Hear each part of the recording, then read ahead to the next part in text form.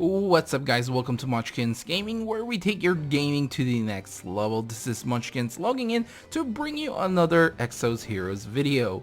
And boy, we got a lot of things to go through, so I think we should just start this video straight away. So basically we are getting the 2.0 update. They haven't really released a time when they're actually gonna release this, but it should be towards the end of the month. I think that was what they wanted previously. So for those people who have been waiting for FC Valentina, just like me, who thought that she would actually come out today, unfortunately she did not. So at the moment it's still not sure. We're still not sure when they're actually gonna do the maintenance, at least at the time of this recording. So let's go through. I mean, this is our old information they've all shared previously, but now we just have more information. So season 2, new episode, the North Wind update. So basically they are going to be introducing the new I guess the town or area, overworld area, or city, whatever you want to call it, Brunn. We knew this was going to happen previously. So basically this is located south of North von Frosty and west of Lenomd. I hope I pronounced that right. There will be new contents, of course, for daily quests, explorations, golems and ancient totems, and Gale and Gold, grave robber Garrett, and forest exploration. This will be the Taihua Palace, the capital of Brunn. So you can see here that that is the new, I guess, you know, the town that no one really visits unless you're like either doing Colosseum or doing your Heroes Challenge or picking your I guess your pick on the tournament. So the maximum account level will be extended from level 55 to level 60. You can earn 10 national recruiting tickets when you reach the maximum account level. So this is going to be something they will be using, that you will be able to use to get new heroes, basically. So new heroes update. So they are adding, I do believe, 4 new heroes, I think. I guess that's including maybe 5, including the New Zealand FC. I don't know if you want to consider that as a new hero, but they are going to be releasing Naomi's bodyguard called Dorka, which we have had the concept art for quite a while. Now I'm not gonna read the entire thing. We're just gonna take a look at her kit, which I actually had a quick look. I browsed this a little bit earlier today. Actually, when this all released, I was basically going to sleep already and said I'll just do this tomorrow. So she will have the focus shot 3. She will afflict the target with the focus fire mark and decrease their dodge and block for 1 round on her basic attack. She will gain 1 mana if the target dies while marked, and 1 mana if the health of the target is 70% or more. So nothing new there. Grace of Mana. So this is actually really good. You know, a lot of our generals right now either grants mana on the back row or the front row. So for her, she will grant 1 mana permanently to all allies, regardless of where they are in your position. So this is really great. I would have liked it if maybe some of the generals might have a different one as well, but you know, this is really great. This really puts her above those generals, for at least for this type of passive ability. Now her second passive that is unique is Soulbound, which grants allies with less attack than herself with the Soulbound mark, and they will heal 30% of their missing health every turn, and they will this will also reduce the magic damage taken by 30%. So this is insanely strong, especially if she is going to be a attacker just like Bathory, where she will have a very high amount of attack. So yeah, that's almost like tranquil level of like broken. I really like this. Obviously, probably a lot of people will go for the physical damage when facing her in PvP, but this is extremely good. I mean, 30% of heals for your missing health every turn, and remember, every character after their turn, that is actually a turn. It's not one round. So this is really, really strong. Now for her first ability, her first active ability, it's going to be Black Iron Storm, which will deal 63% damage to all enemies. This will have a damage over time effect with bleed, dealing 39% damage every turn for 2 turns. This will require 2 mana, which honestly I would actually pass on this. I mean, if you're just bringing her to the current meta at the moment, damage over time is still not that great. Rara is still the queen in terms of the first guardian, so having her there, probably not a good idea. I mean, we still don't know how fast she's going to be, how high her attack is going to be, how good her defense is going to be, so this is all speculation at the moment. But damage over time at the moment is still not that, you know, part of the meta. It's really frowned upon in PvP because it more than it does help you, it actually hurts you, at least in the current meta. But we'll have to wait and see. I think there will be some changes in the meta, obviously, with the release of different characters. Her second ability is Piercing Darkness, which will deal 360% of piercing damage to one target. This will require 3 mana. I would have liked if this was actually a burst. I don't know if that will change if you 6-star her, but at the moment we don't know. So if this was burst, it would be really, really insanely good as a single target damage, and it only requires 3 mana, which is great. But at the moment, that's what her kit is. I really like her passive ability. Now the next one is the Queen of Brun, which is going to be Naomi. So here we go. So she will have block 3, which is pretty much the same as our block at the moment. Her unique passive Rigid Body, though, becomes immune to damage from share health if affected with Soulbound. So the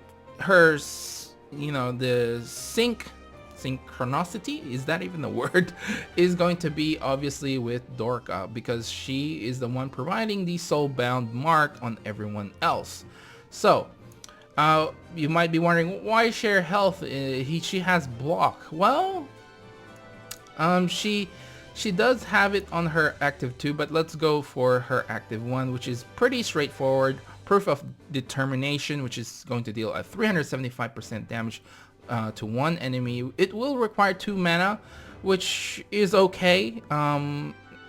If it was a 300% damage with 1 mana, I think I would have liked it better. So she will actually have an ability to use straight away.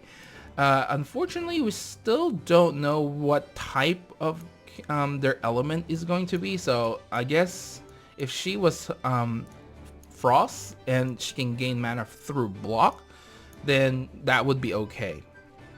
Now this is what she has for her active 2, Millennial Light. Now she will increase her maximum health by 37% for 8 turns. This is just like Digas, and she will increase her defense by 37% for 8 turns. Now this is the thing that will make her passive really strong as well, at least in terms for her. Her share health with all allies for 16 turns, and she will basically be immune to damage. So she will still be sharing her health, but she won't be taking damage, which is insane. It's insanely good. Of course, she has to have synergy. I guess that's the proper term. I should have said not synchronicity. Synergy with Dorka. So that is her. Next, we have Naomi's Agent Clock. Now, Clock is a brand new character that I don't think I've ever seen before. So was Naomi, I believe. I think Naomi I might have seen before previously, maybe. I'm not 100% sure, but this is definitely a new character that I haven't seen before. So he will have the Mana Absorb, which is pretty much the same, but his unique passive ability, Absorb Soul, he will heal 100% of all the damage from damage over time effects, so all the bleeds, the poison, and all that on all the enemies if affected with Soulbound. So he won't be hit by any damage over time abilities. So he's basically a counter to Dorka with that in some way, but you know, things like Janae or Janai is not going to be doing any damage to him as long as he has Soulbound. So with synergy with Dorka once again. So he is the one that has a 300% damage to one enemy, which requires only 1 mana, which is the Moon Knight Reaper. So pretty straightforward. Next is his active 2 ability or skill, Soul Harvester. This will be requiring 3 mana and will deal 89% damage to all enemies, and he will have a damage over time effect, which will deal 39% damage every turn for 3 turns. So he's basically a counter to himself as long as he has Soulbound. So basically the stronger one will live to tell the tale. Now, for a lot of you guys who have been waiting for FC Valentina, the Princess Vacation Valentina, she is finally here. Now, there was a bit of confusion with her kit because basically she didn't get a unique passive that a lot of the gold fate cores do get. So I was actually looking through this last night and I was like, there's something wrong. Did they actually do anything? Is she a black fate core now? Because there's no unique passives. I was thinking, if you guys looked in through my previous video, I was a bit concerned regarding FC Valentina because she is also a Frost character, which basically her abilities get countered by Summer's Blessing, and she was also a single target character, and I would have thought they would give some sort of passive to bypass the Summer's Blessing or something like that, so she can actually hit people, but no, they didn't. And what they've done is basically gave her extra stuff for her ability 1 and ability 2. So for Seductive Punishment, which is her ability 1, which only requires 1 mana, she will deal 150% damage to one enemy, and she will have a damage over time effect to it. 92% damage every turn for 2 turns. That's pretty high, but again, things like damage over time is really not part of the meta right now, but we shall wait and see. So the thing they added here is Contempt, which is a mana burn, 10 mana, which she actually has previously. If I remember correctly, she had some sort of mana burn.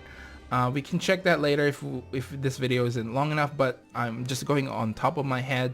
So this one is going to be on all enemies afflicted with the Fear of Abyss. I believe previously when it's only a single character that she can mana burn with the Fear of the Abyss, basically. So if targeted with afflicted with the Fear of Abyss, and bind all enemies for 7 turns. So this is the new thing they added, which is bind. It can't be removed. So a couple of things here. One, is this a typo that it's actually blind? Or 2, what a lot of people are saying is this actually prevents characters from gaining mana. So for 7 turns they cannot gain mana, which is a huge deal if they cannot gain any mana.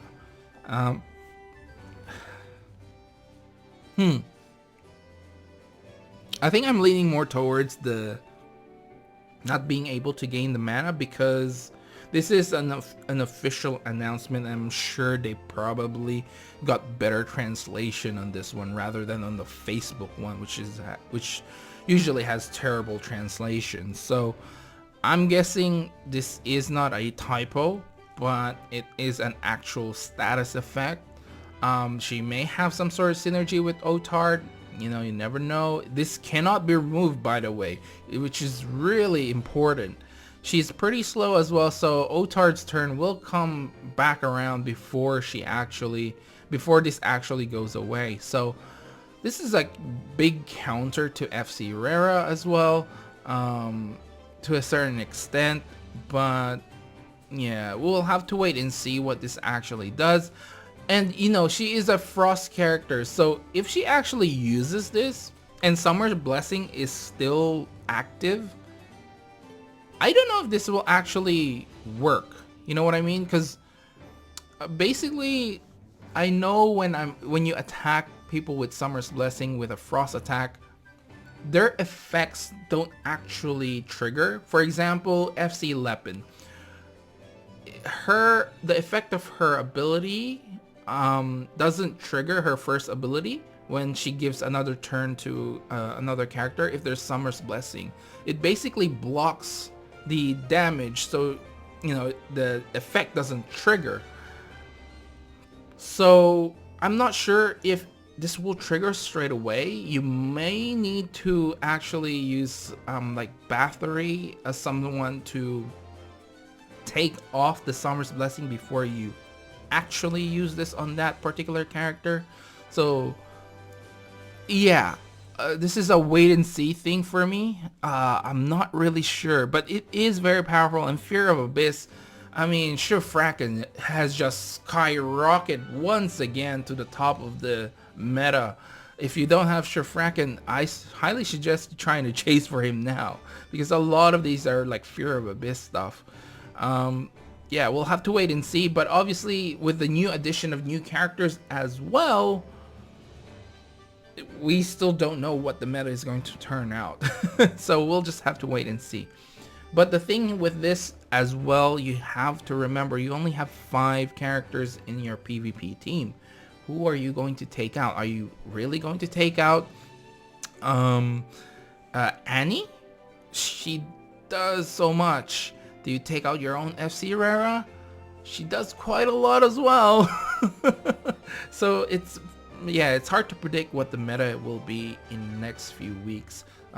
It will probably keep on changing until people find out which works for them. And I will be one of those people that will be trying to figure out what the best team for me is going to be. And you might see a video out for me as well. That is depending on my work, of course. And as you guys know, it's been really busy for my work. And sometimes I get home, I just don't have the energy anymore. But anyway, let's move on to her second ability, Seductive Cage of Despair. This will require 3 mana, and this will be a huge single target damage. Now, this is something they've changed as well. They increased the damage percentage and basically removed the damage over time effect. So this is going to have the Contempt as well, the Mana Burn, and the Fear of Abyss, and yeah, the Bind for 7 turns. So really great, I think. But I'm still reluctant because she is a Frost character. I still don't know if Summer Blessing will block all of this. If she's your only Ice character or Frost character, I don't know if she's gonna be able to do that with FC Iris in the board. Yeah, just something to think about. So she'll be getting her exclusive weapon as well, which I'm not going to go through. We've got the Awaken Hero and rank item update. So the Awaken Hero system is a content that consumes the defensive parts of the hero's equip, with thus giving additional ability and awakening bonus effects. So basically you are going to be sacrificing your armors. So Awaken Hero content requires 5 Fate Rate defenses above level 60 and 6 stars, 5 enhancement heroes. The Equipment Guardian Stone set effects and Awakening bonus effect are given according to the additional capability in the process of Awaken Hero. The phase 1 is in increase. So basically you get all of this. Look at that increase in the combat power. 252,000 is going to be insanely high. I guess if you are still in the current, town in North Frosty, you will be able, even if you just get one of your characters to this point, it's gonna be easy for you to do quick battles with the current daily quests.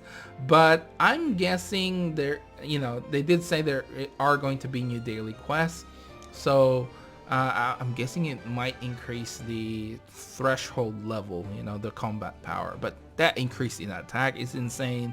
That defense is insane. That HP is insane. So Here are the effects Guardian Stone set. So if you have 2, 4, 6 flame set, you get increase in health. With the frost, you get defense. With nature, you get health and dodge. Machine, you get health and hit. And with the light, you get defense and dodge. And darkness with defense and dodge. Now, something that a lot of people have noticed is that the light effect is way lower than the dark effect, which is why make the light effect the worst effect when it's probably one of the hardest set to complete.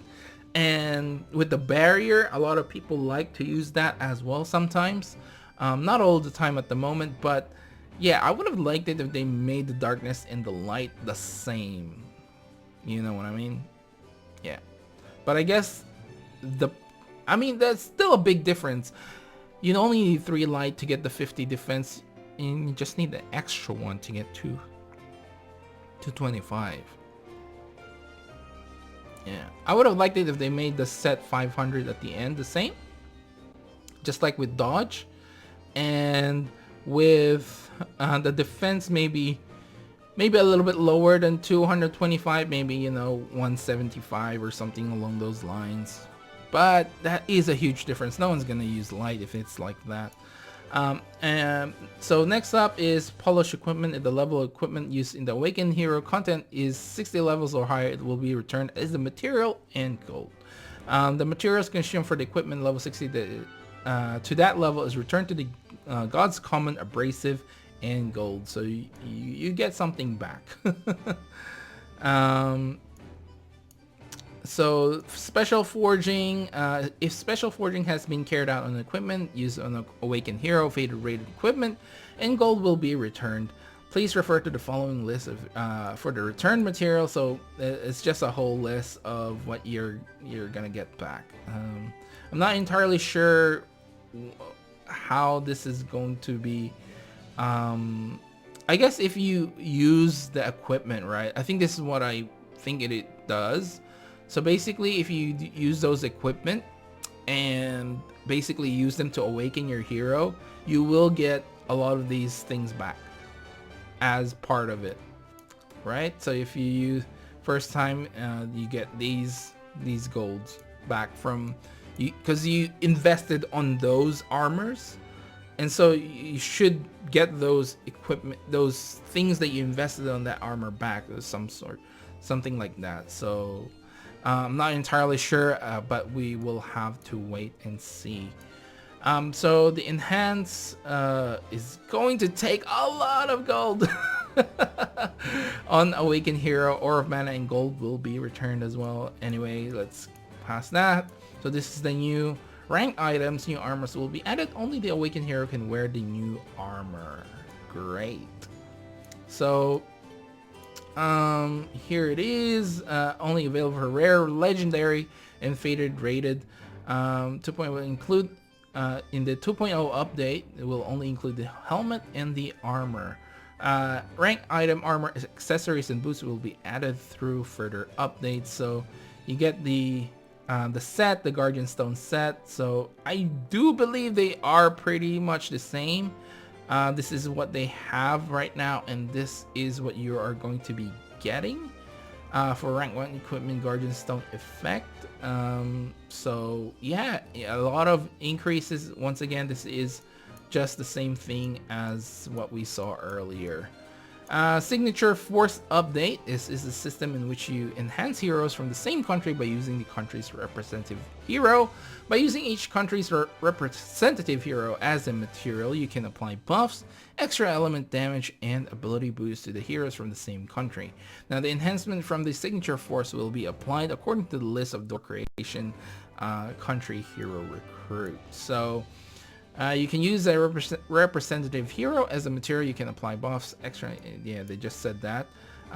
So this is applied, will be applied according to the list of their creation. They just repeated the same thing. So I guess this is something if you use like their representative heroes, which I'm not entirely sure if they're gonna be like the generals, because you can see the generals here. So North Frosty, you've got Shifraken, you've got Garth, you got Janae, or Janai, and you've got, I guess that's Dorka? Or is it Naomi? I can't really tell. Well, Naomi's the queen, right? I don't know. But basically, you get enhancement levels, you get extra element damage, yeah. You just get more stuff, you know, for your heroes for that particular country. Yeah, we'll have to go check out the more specific on it when the update actually comes out, because that is what that is basically. So there's more, don't worry, that's not the end of it. That is just the first one. The second one is going to be a lot of account buff and consolidated information.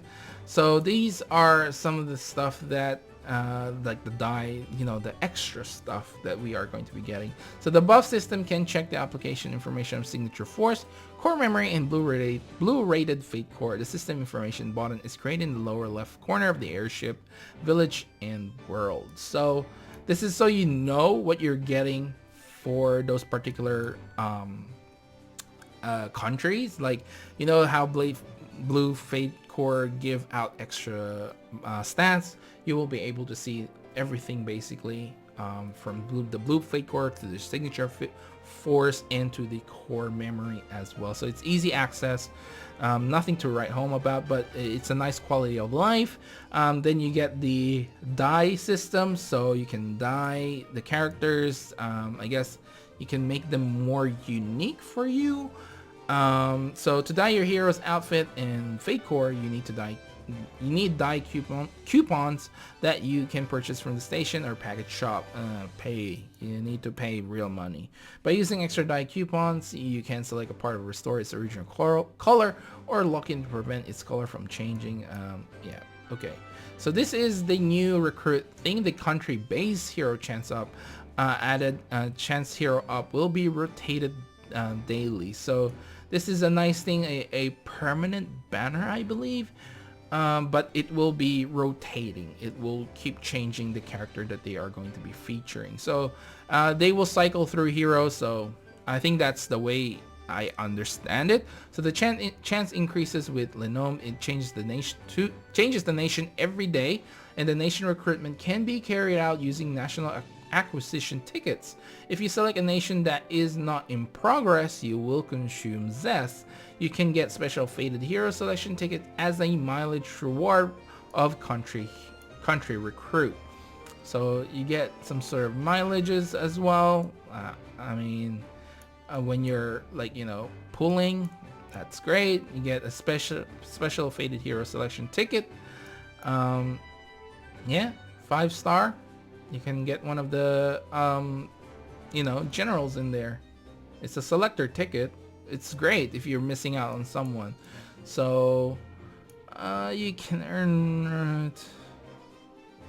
So you can earn this, yeah, with the mileage. Basically, you spend, you get enough mileage to eventually get a selector ticket. So 150, 270, and 390. Okay, cool.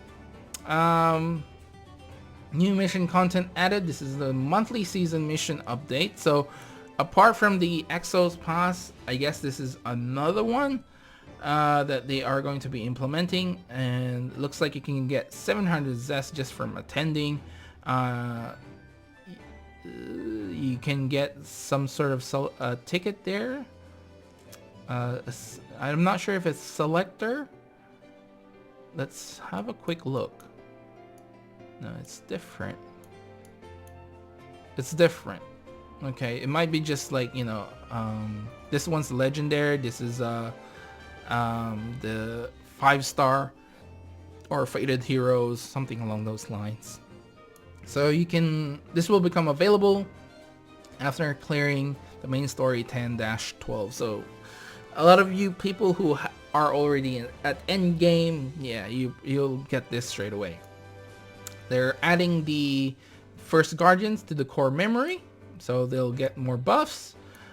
Solar and lunar trade route update. So new difficulty, lunatic, has been added to the solar and lunar trade route. You can, or route. I think it's route. Whatever. You can get the following equipment and materials from Lunatic difficulty. So you will be able to get the Star Crystal and Stars of Fate, which is nothing new. I think that's the one for the armors, right? I think. Anyway, the new difficulty will be unlocked after clearing 11-12, and that's that. So Star Crystal is used for door creation. Also, rank 1 equipment craft book. Okay, I might have made a mistake there. Maybe it's the Star Crystal. I don't know. So door creation craft book update. They're adding the Brun Recruit Hero, which will use solar seals.